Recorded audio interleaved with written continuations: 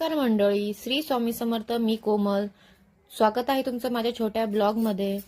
तर आज मी लवकरच उठले होते रोजच्या पेक्षा, कारण बाळाला डोस द्यायचा होता. त्यामुळे आईला हातभार लावावात म्हटलं, म्हणून मी घरातली छोटी मोठी काही कामं करत होती.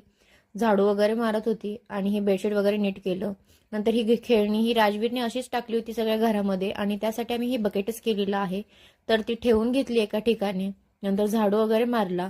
त्यानंतर मी आंघोळ वगैरे केली होती, आणि माझ्या आंघोळीच्या आधीच बाळाची आंघोळ वगैरे झाली होती. त्याला आम्ही झोपी घातलं होतं, कारण नंतर त्याला डोस दिल्याच्या नंतर तो फार किरकिर करणार होता. त्यामुळे त्याची एक तरी छान झोप व्हावी म्हणून त्याला आधीच झोपी घातलं होतं.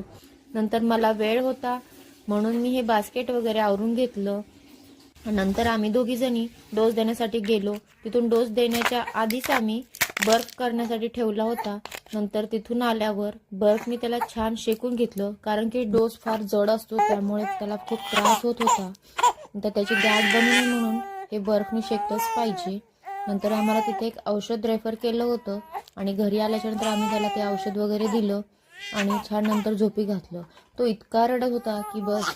नंतर आम्हाला दिवसभर त्याने असं हातामध्येच घेऊन ठेवलं, उभं केलं. आणि हे औषध होतं ते आधी पहिले गोळ्या द्यायचे, पण आता हे औषध देतात.